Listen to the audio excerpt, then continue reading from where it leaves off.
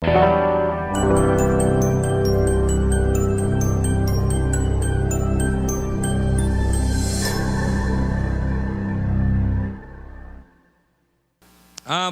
a sua Bíblia comigo em 1 Samuel, no capítulo 15.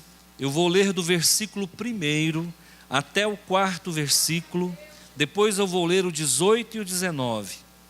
Disse Samuel a Saul: enviou-me o Senhor a ungir-te rei sobre o seu povo, sobre Israel. Atenta, pois, agora às palavras do Senhor. Assim diz o Senhor dos exércitos: castigarei Amaleque pelo que fez a Israel, ter se oposto a Israel no caminho quando este subia do Egito. Vai, pois, agora e fere a Amaleque, e destrói totalmente tudo o que tiver, e nada lhe poupes, porém matarás homem e mulher, meninos e crianças de peito, bois e ovelhas, camelos e jumentos. Saul convocou o povo e os contou em Telaim, 200.000 homens de pé e 10.000 homens de Judá. Versículo 18.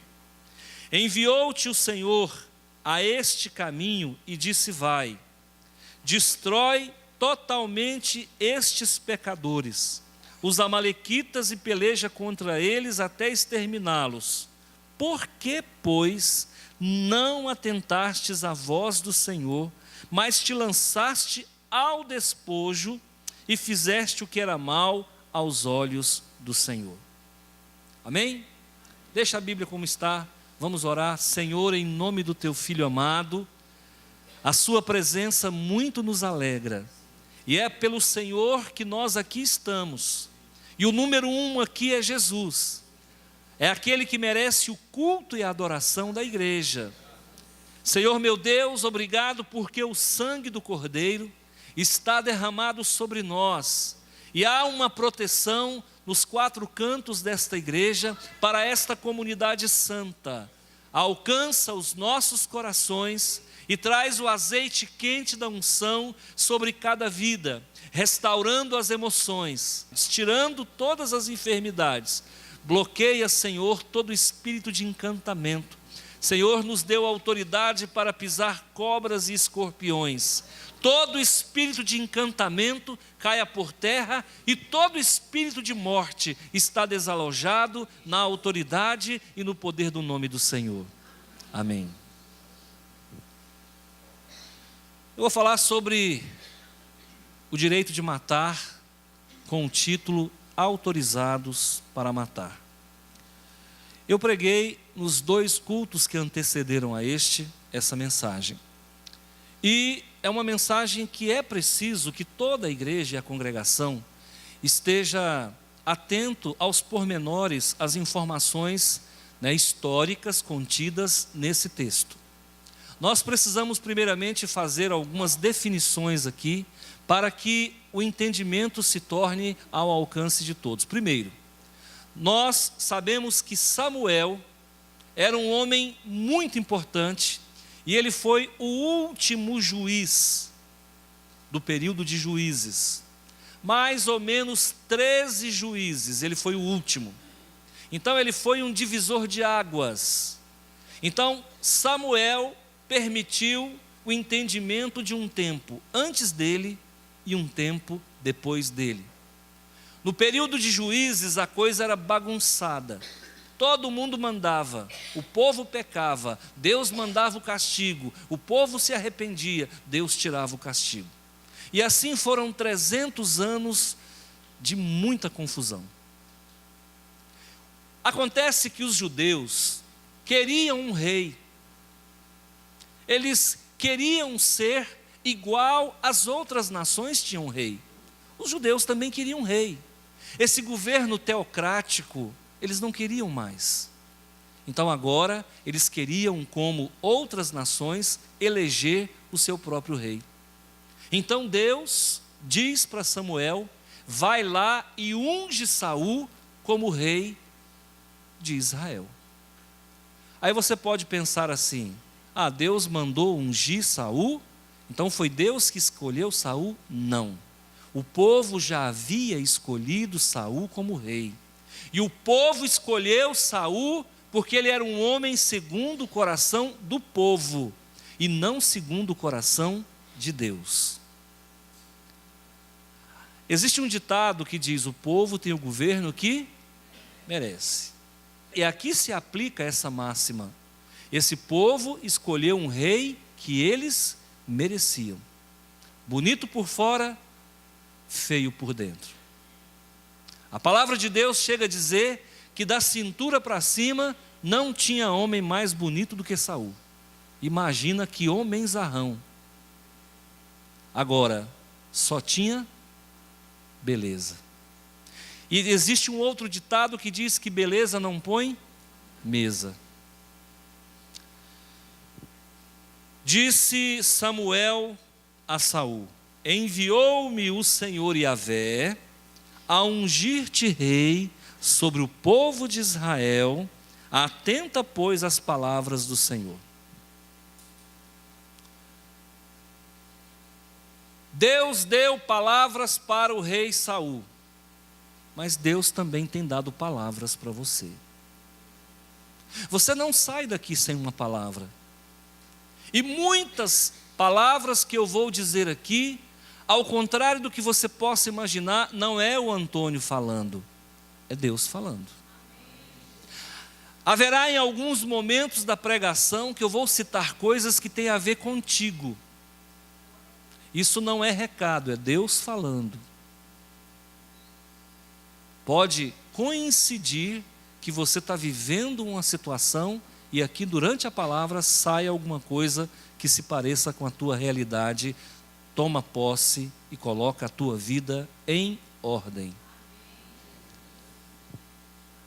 Diz o Senhor dos Exércitos: vou castigar. Tem gente que fala que Deus não castiga, Deus é amor. Então a Bíblia está mentindo? A Bíblia está dizendo que o Senhor dos Exércitos, o general de guerra, castigará Amaleque pelo que ele fez. Mas o que Amaleque fez? Quem é Amaleque? Amaleque é o rei daquela naçãozinha mesmo, pejorativamente. Parentes dos judeus, descendentes de Esaú, povo bandido, povo covarde, povo que não tinha dó e nem piedade, povo que saqueava as plantações dos judeus, povo que roubava o gado, que matava as crianças, gente de má índole, traiçoeiro, que roubava as provisões e atacava o povo de Deus por trás. Trocando em miúdos, é o próprio Satanás na vida do crente, que é traiçoeiro, que ataca nas madrugadas, que pega os crentes desprevenidos e mais fracos, que acaba roubando muitas bênçãos que Deus tem para nós. É muito comum, irmãos, a gente ver Deus operando na vida de alguém e o maligno levantar alguém para te roubar na madrugada. É muito comum a gente ver Deus te abençoando e muitas vezes o inimigo tramando, usando pessoas covardes para minar o teu projeto, para dificultar a tua vida. Esse é o espírito de Amaleque. O espírito de Amaleque nunca acabou, ele existe até os dias de hoje. Gente que muitas vezes está infiltrada no nosso meio, que nunca recebeu Jesus, que nunca nasceu de novo e que tem sido pedra de tropeço para o povo de Deus. Claro que pessoas nefastas usadas por Satanás. São os joios no meio do trigo. Agora Deus quer acabar com isso. E o Senhor quer acabar com isso não é só lá na nação de Israel, não. Deus quer acabar com isso também no meio da igreja. É preciso que nós expurguemos tudo aquilo que não vem de Deus na nossa vida.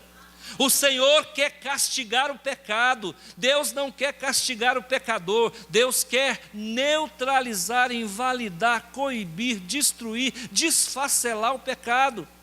E nós não somos alforje de pecado, nós não somos bolsa de seguro de pecado, nós somos um povo lavado, remido pelo sangue de Jesus. Assim diz o Senhor dos Exércitos: castigarei Amaleque pelo que ele fez a Israel. Tem muito Amaleque atacando a sua vida, sabia disso? Tem muito Amaleque atacando a sua vida, e o Senhor vai castigar. O Senhor já está castigando quem se levanta contra o povo de Deus. Por ter se oposto a Israel no caminho quando este subia do Egito. O povo hebreu, que mais tarde passou a ser chamado de povo israelita, ou povo judeu, e esse termo judeu vem de judiar, talvez você não saiba. Os judeus, por quê? Porque é um povo que sofreu, né?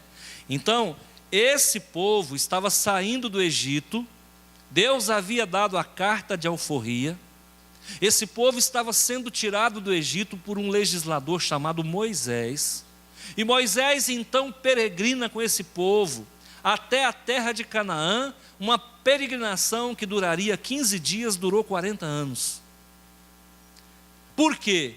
Quando Deus autorizou essa nação a assumir a terra de Canaã, e eles chegaram ali nas colinas e olharam para a terra de Canaã, Moisés levanta 10 espias para que entre dentro da terra e veja como é lá. Quando voltam então, Josué e Calebe são os únicos 2 que motivam o povo, enquanto 8 jogaram as esperanças do povo para baixo, e por conta disso eles não entraram na terra de Canaã, não destruíram os cananeus, não tomaram posse da terra e ficaram 40 anos vagando no deserto. Mas nesse trajeto, irmãos, já quase que na entrada, para tomar posse definitivo da terra, um povo covarde ataca por trás. Eram os amalequitas, parente próximo do povo de Israel, e mata os velhos, mata as mulheres e mata as crianças. Deus ficou irado com tudo isso, e Deus então manda Moisés guerrear contra os amalequitas. Mas nessa guerra que aconteceu, os amalequitas não foram exterminados, e Deus falou que a partir daquele dia, todo dia haveria guerra contra os amalequitas, porque Deus não tolera gente covarde. Quando Saul então é proclamado rei, e a monarquia se estabelece na terra de Canaã, o povo já havia tomado posse, os amalequitas estavam por ali. Aí Deus manda exterminar os amalequitas. Chegou o dia do juízo, e quando o povo então começa a guerrear contra os amalequitas, acontece algo que Deus desaprova. Quando o Senhor der uma ordem para você, cumpra a ordem que Deus deu. Aí o que acontece? O rei Saul foi lá, guerreou, matou todo mundo, mas poupou o rei. Matou todo o gado fraco, matou todas as ovelhas fracas, mas deixou as ovelhas gordas, deixou o gado leiteiro, deixou o gado zebuíno, e não matou aqueles que eram cabeceira. Aparentemente você pode falar, ele é inteligente, mas nem toda inteligência vem de Deus. Existe inteligência maligna. Se o Senhor deu uma ordem para você, cumpra. Agora, o grande problema do ser humano é que o ser humano sempre quer questionar Deus. Aí a pessoa fala, não é bem assim, o pastor está equivocado. Não é bem assim, o nosso pastor é radical. Não é bem assim, o Silas Malafaia falou diferente. Não é bem assim. Irmãos, preste atenção. Preste atenção. Quem ora por você não é o Silas Malafaia, sou eu. Se você morrer, quem vai pegar na alça do seu caixão, sou eu. Se você morrer, quem vai fazer o seu culto fúnebre, sou eu. Nas madrugadas, quem levanta e ora por você, sou eu.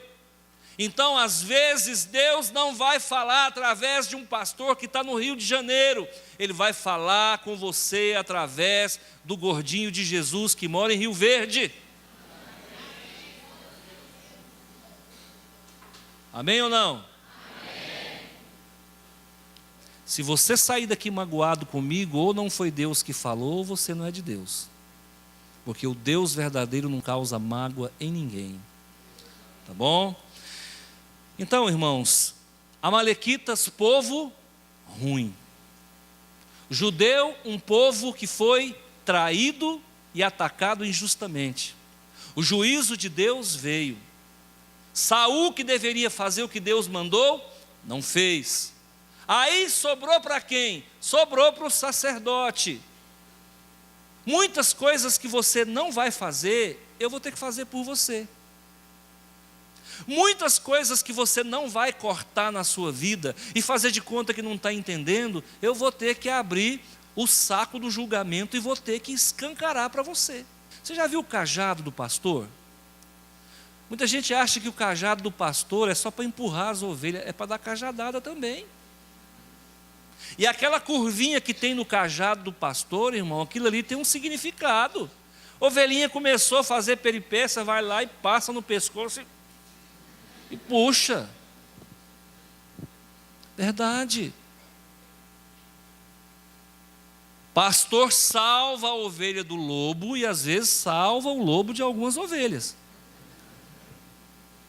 Então, eu quero que você entenda o seguinte: há uma palavra de Deus para você hoje. E Deus te autoriza hoje a matar. Tem gente que fala assim: eu não mato nem uma galinha. Mata, irmão, você mata até gente se deixar. É só você ficar nervoso.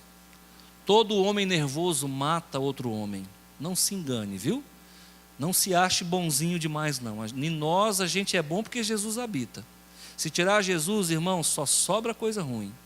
Nós somos pecadores por natureza. Há dentro de nós uma revolta. Há dentro de nós um desejo de resistir a Deus. Há dentro de nós uma rebelião. Há dentro de nós um orgulho. Mas quando Jesus entra na nossa vida, nós temos o direito de matar tudo aquilo que não presta na nossa vida. Quem é que já desceu as águas aqui? E quem é que já matou todos os seus agagues? Quem é que tem agague aí que não matou? Aceitou Jesus, desceu as águas e continua guardando alguns ídolos dentro de si, alguns reis. Quem é que desceu as águas, aceitou Jesus e continua guardando alguns pecados de estimação? Quem é que aceitou a Jesus, desceu as águas e ainda continua com algumas gordurinhas localizadas? Porque esse reizinho aqui, ele levou as ovelhas gordas e o gado leiteiro levou. Mas não é porque ele tinha amor à natureza. Ele não estava protegendo a fauna e a flora. Ele estava querendo agradar o povo porque ele era um político que Deus não aprovava. Gente que quer se dar bem com todo mundo. E olha, irmãos, eu tenho dó do pastor bonzinho. O pastor é tão bonzinho. O pastor não foi feito para ser bonzinho. O pastor foi feito, às vezes, para desagradar. O dia que eu estiver desagradando, eu estou fazendo a vontade de Deus. É claro que com devido respeito. Eu não posso maltratar as pessoas, mas a verdade precisa ser dita. Pesa sobre mim a tua vida. Se você estiver cometendo falhas aqui, cultivando alguns agagues, algumas ovelhas gordas e algumas vacas leiteiras que desagrada a Deus, você não tenha dúvida que eu serei responsabilizado pela tua vida. Eu estou aqui, irmão, não é para pregar que você vai ficar rico, é para pregar que você vai morrer. Eu estou aqui para pregar que você precisa se posicionar com Deus. Eu estou aqui para te dizer que existem coisas na sua vida e na minha vida que precisa morrer. O profeta chega e o Saul, mentiroso, fala: Senhor, tudo que Deus mandou eu fiz. Fez nada. Porque enquanto ele falava isso, as ovelhas baliam e o gado mugia. Sabe o que é isso, irmãos? Tem gente que vem aqui para a igreja, aceita Jesus e os pecados ficam gritando. Pecado faz barulho, pecado fede, pecado incomoda. E se você pensa que o pastor Antônio não está vendo, às vezes até não está, mas como tudo que existe será descoberto, mais cedo ou mais tarde, na igreja todo mundo vai ficar sabendo da sua vida. Existe uma delação premiada que ronda a igreja. Existe um fuxico gospel. E essa igreja, por melhor que seja, ela não é totalmente santa. Você vai ficar conhecido no pedaço. Daqui a pouco você é a bola da vez. Põe a tua vida em ordem. De vez em quando chegam as fotos, agora com o WhatsApp ficou fácil. Fotos onde quem se deixou fotografar não teve nenhum cuidado de esconder o que tomava. Eu pergunto para você, você tem coragem de trazer prejuízo para o reino de Deus e acha que vai ficar tudo bem? A Bíblia diz que nós devemos evitar a aparência do mal. Você não tem evitado a aparência do mal e você acha que vai ficar tudo bem? Você tem negado Jesus a cada esquina e você acha que vai ficar tudo bem? Você continua cultivando alguns pecados na tua vida, não matou o que Deus mandou matar e acha que vai ficar tudo bem? A fatura não chega? Chega. Tem fatura que demora 300 anos, se você não pagar, seus filhos pagam. Sabia disso? Aquele demônio que te incomoda, e você não repreende, não expulsa, e você não resiste da forma devida, ele vai incomodar você, ele vai incomodar seu filho, e ele vai incomodar o seu neto, o seu bisneto. Nós aqui não vivemos pregando sobre maldição hereditária. Mas uma coisa eu posso te dizer, existem demônios que acompanham família. Família que tem suicídio, sempre haverá suicídio. Família que tem alcoólatra, sempre haverá alcoólatra. Família que tem adultério, sempre haverá adultério. Família que tem problema de coração, sempre haverá pessoas com problema de coração. Família que tem problema de rins, sempre haverá pessoas com problema renal. Um dia uma moça chegou para mim na escola, na época eu lecionava numa escola particular, eu sou professor de biologia, eu estava dando aula sobre aparelho excretor urinário, e aí terminou, mais no final da aula, ela disse: professor, eu queria fazer uma pergunta, tinha 42 alunos na sala. E ela disse: professor, eu queria fazer uma pergunta, eu falei: pois não. Ela falou assim: eu estou com um problema renal. E eu estou passando por algumas dificuldades e o médico detectou que eu estou com um tumor nos rins. Eu conversando com ela, eu disse assim: alguém mais na sua família tem problema renal?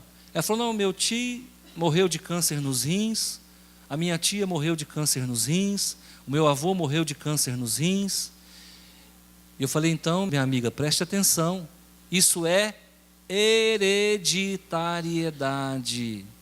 Irmãos, o que é ruim passa para a descendência, o que é bom passa para a descendência, o que é ruim também passa. Então existem heranças emocionais. Esse problema emocional que você tem, fica tranquilo, seu filho vai herdar. É líquido e certo. Olha, essa disfunção física, os seus filhos vão herdar. Esse problema espiritual que você tem, os seus filhos vão herdar. É por isso que a palavra de Deus diz que o fim da maldição é Cristo Jesus. Quando você aceitou Jesus e você veio para a igreja, você tem a obrigação de dizer não para tudo aquilo que não presta.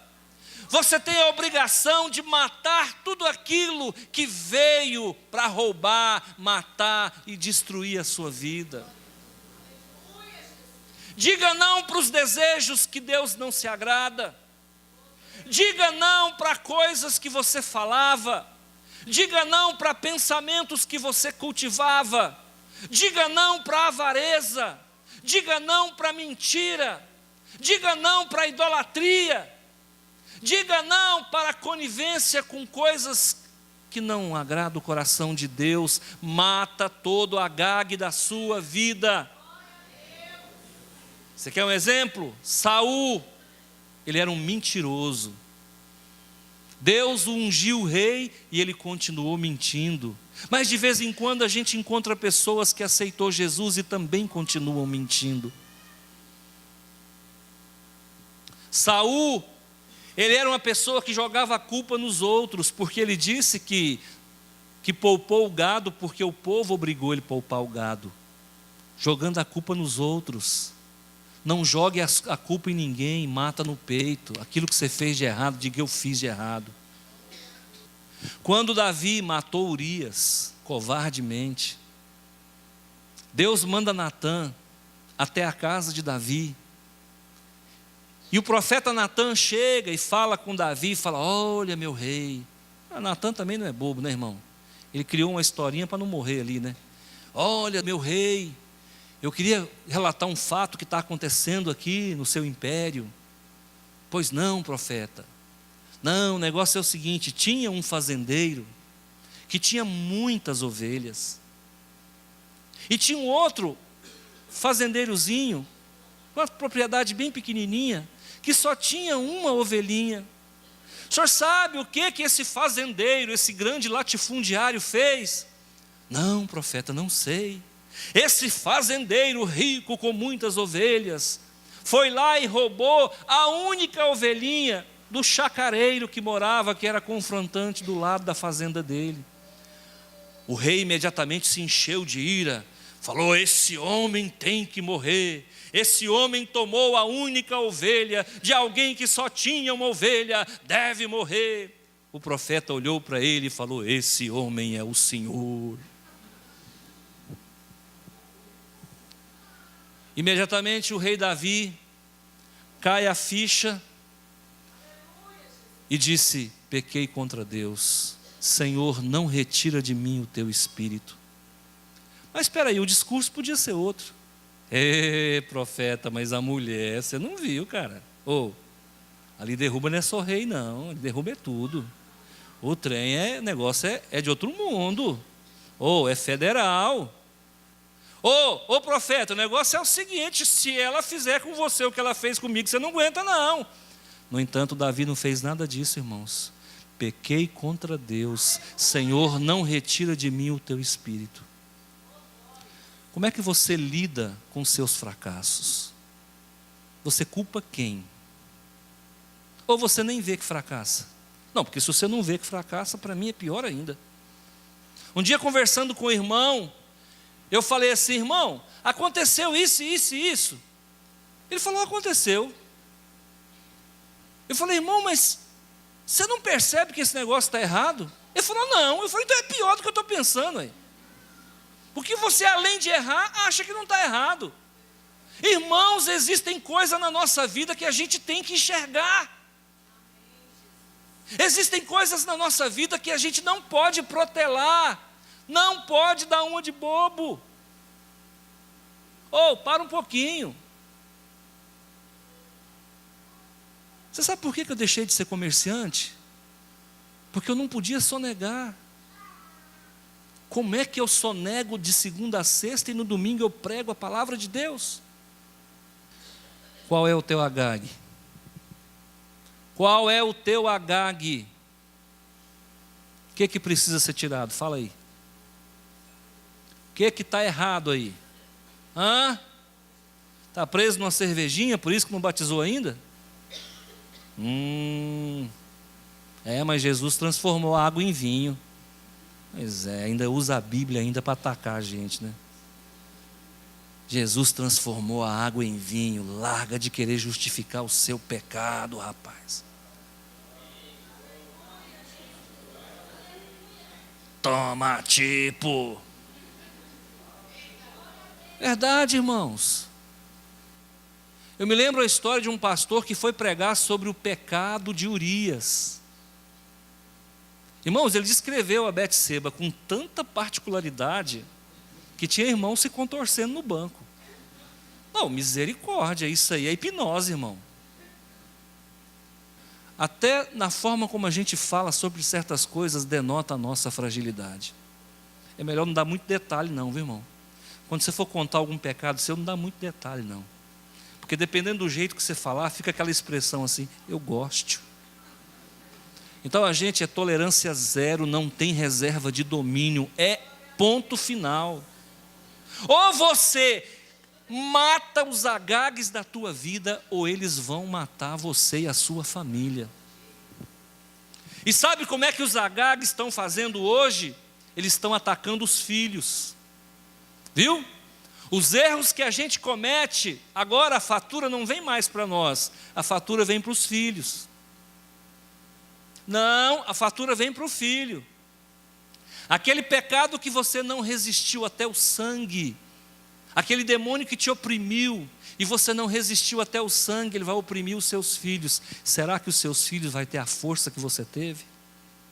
Então existem coisas, irmãos, que é nós que temos que matar. Existem decisões que é você que tem que tomar. Eu vejo pais ausentes. Eu vejo pais terceirizando a educação dos seus filhos. Nós somos de uma geração que os nossos pais iam trabalhar e colocavam a gente de manhã de frente para a babá eletrônica, assistindo o show da Xuxa a manhã inteira. E a Xuxa, que chamava Deus de o cara lá de cima, ensinou essa geração a desrespeitar a Deus. E hoje o jovem não quer compromisso com Deus, graças ao diabo e graças à Xuxa e à Rede Globo e Companhia Limitada. Você está vendo o que acontece, irmãos? Quando a gente terceiriza a educação dos nossos filhos, nós entregamos na mão de uma Globo profana, satânica do inferno. Uma Globo que tem promovido o homossexualismo. E uma Globo que em breve vai promover a pedofilia. Aliás, já há um movimento pró-pedofilia. Pró-pedofilia. Pró-zoofilia. Que foi emplacado aí pelo Banco Santander, e vocês sabem muito bem do que eu estou falando. Nós estamos vivendo os últimos dias do homem de Deus na terra. Ou a gente se posiciona agora, ou nós vamos simplesmente ser arrastado por esse turbilhão de Satanás contra a família brasileira e contra o povo de Deus. Mata hoje, porque amanhã pode ser tarde. Aí sabe o que acontece, irmãos? A gente não faz o que tem que fazer. E o que você tiver que fazer hoje, faz hoje. Amanhã pode ser tarde. Saul não matou o que ele deveria matar. Matou as crianças e não matou o rei. Matou as vacas magras, deixou as gordas. Deixa eu falar uma coisa para você, irmãos. De verdade, existem pecados na nossa vida que é difícil. Existem pecados na sua vida que ele vai te acompanhar, te tentar te seduzir a vida inteira. Enquanto nós pisarmos nessa terra, nós vamos ter que lutar e vencer, e vencer, e vencer. Porque a vitória já é sua. No mundo tereis aflições, mas tende bom ânimo, eu venci o mundo. Jesus via a mulher passar e ele não tinha nada. Será, irmão? Será, irmão? Jesus era homem, e a Bíblia diz que ele em tudo foi tentado. Jó fez um voto com Deus para não olhar para uma donzela. O que isso significa? Que a donzela passava e o Josão. É homem, meu amigo. A Bíblia diz que Elias sofreu as mesmas tentações que nós sofremos. E agora, você está achando que é só você? Não, irmão, mas a vitória já está decretada. O Agag já pode morrer. Mata ele hoje na tua vida. Mata. Nem que para isso você tenha que morrer. Lá em Gênesis capítulo 3, versículo 15, a palavra de Deus diz que da mulher nasceria um descendente que pisaria na cabeça da serpente. Ele esmagaria a cabeça da serpente. Quem é o descendente? Ele matou ou não matou a serpente? E morreu junto. Irmãos, existem coisas na sua vida que você mata e morre junto. Existem pecados na sua vida que você vai matar ele e você nunca mais vai ter vida para ele. Viu? Irmão, por que você acha que nós homens, aos 20 anos de idade, temos uma virilidade a toda prova? Por que você acha que aos 40 a gente já não tem tanta virilidade? E por que você acha que aos 60 já tem menos um pouco? Não é para a gente ficar escolhendo 3 ou 4 mulheres, é para você quietar, para baixar a bola. Deus está te ensinando, irmãos, que lá para onde você vai, isso não te pertence mais. Deus vai diminuindo o fogo, porque dentro de você vai nascendo uma luz agora. Deus vai aplacando esse libido, porque isso, irmãos, está mais para homem do que para Deus. Escuta, por que com o passar do tempo, nós vamos ficando velhos, experientes, né? Nós vamos ficando experientes e a nossa memória vai diminuindo. Quanto menos memória, menos sofrimento a gente arquiva. Por que a pessoa com 80, 90, 100 anos começa a se esquecer de tudo, inclusive do sofrimento? Começa a sofrer e a não perceber que sofre. Por que Deus faz isso, irmão? Porque Ele quer que você morra em paz. Ele quer levar você para lá sem preocupação. Olha, eu com 55, eu gosto muito mesmo de um sofá. Eu com 55, eu gosto muito mesmo de ficar calado. Eu com 55, irmão, já deixei de gostar de muita coisa. Sabe por quê? Porque para onde eu vou, nada do que eu gostava eu vou poder fazer uso. Está entendendo, irmão? Deus está te preparando para uma grande viagem. Você vai ser levado para um lugar onde nada faz sentido que essa terra fez, lá não vai fazer. Mata os Agagues. Agora, para finalizar, eu vou ler um texto para você, para a gente encerrar essa conversa. Lá no versículo 32, ainda, de 1 Samuel 15, disse Samuel: Traze-me aqui Agag. Quem é que sabe o que é Agag? Quem sabe o significado de Agag? Agag significa eu superei o topo. Sabe o que é Agag, irmão? Agag é o Satanás. E subirei aos céus, às mais altas nuvens, e me assentarei acima do trono de Deus. Sabe o que é Agag, irmãos? Alguém que acha que vai superar você. Sabe o que é Agag, irmãos? Alguém que acha que pode vencer você, que pode vencer Deus. Olha o que o profeta está dizendo: traz aqui aquele que acha que é mais do que eu, que acha que é mais do que a igreja, que acha que é mais do que a palavra. Traz aqui aquele que acha que é mais do que Jesus, que é rei no império das trevas dos amalequitas. Traz aqui. E aí, irmãos, trouxeram o Agag. E olha como ele chega, sarcástico, zombador. Agag veio a ele, confiante. Sabe por quê, irmãos? Porque o Satanás acredita nele. Porque o Satanás acredita que ele vai destruir você. Ele acredita que ele pode mais do que Deus. Por isso que Agag significa eu superarei o topo. Vencer o inimigo não é fácil, mas é possível. Certamente, aí ele disse, Agag, certamente já se foi a amargura da morte. Escuta, o pecado acha que não vai morrer na sua vida. O pecado tem vida própria. O pecado ele é alimentado por uma fragilidade sua. O pecado ele é alimentado por uma força espiritual.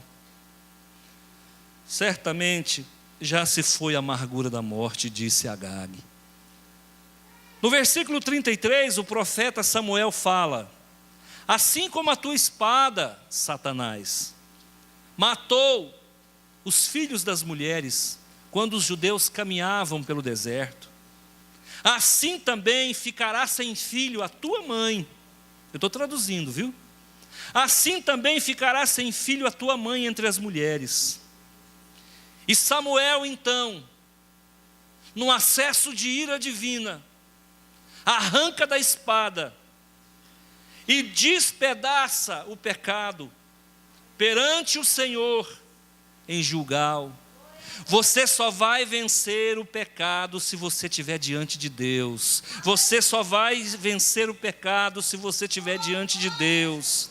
Você só vai despedaçar o pecado se você estiver diante de Deus. E a Bíblia agora não está mandando você matar Agag, não. A Bíblia está dizendo, é para despedaçar, é para despedaçar, é para destruir, é para acabar, é para arrancar. Tira isso da sua vida. Agora, se depois de uma palavra dessa, você não entendeu, quem vai matar o seu Agag em Cristo Jesus sou eu. Porque haverá coisas na sua vida que você vai precisar do seu pastor. É por isso que você tem que ter pastor. Tem muito movimento aí, irmãos, de pessoas que não têm pastor, de pessoas que não têm igreja. Você vai ver muita gente falando mal de pastor, é Agag. Você vai ver muita gente falando mal de igreja, de liderança, de autoridade, é Agag. Porque esse povo não tem um Samuel para ajudar eles a matar o pecado. Vocês têm. Vocês têm. Já teve pessoas que vieram até mim contando os seus pecados. Sabe o que eu fiz, irmão? Eu chorei junto com a pessoa. Já teve pessoas que vieram a mim contando o seu pecado. Eu disse para a pessoa, vamos para o monte, vamos comigo para a madrugada. Eu não posso te ajudar, mas eu sei quem pode. Então haverá momentos na sua vida que você vai precisar de ajuda. Larga de lutar sozinho. Para de tentar esconder o que não se esconde. Você pensa que não, mas está todo mundo sabendo, está todo mundo vendo. Nada se faz às ocultas. Tudo aquilo que é oculto vai ser revelado. Se não for revelado nessa vida, pior será na vida seguinte. E já passou do tempo do arrependimento e Agag já não precisa morrer mais. É o teu dia, é a tua hora. Ninguém que vem para essa igreja, irmão, continua como era. Ninguém que vem para essa igreja continua como era. Ou entra nessa igreja e muda de vida, ou então não permanece. Eu sei como Deus tem me usado. Deus tem me usado para colocar na tua vida palavra de vida eterna. E eu sei que isso balança você. Eu sei que essa palavra não vai sair do seu coração. E eu sei que você está entendendo. Coloca a tua vida no altar de Deus. É hora de mudança. Jesus está voltando. Amém? Abaixa a sua cabeça, eu vou orar com você.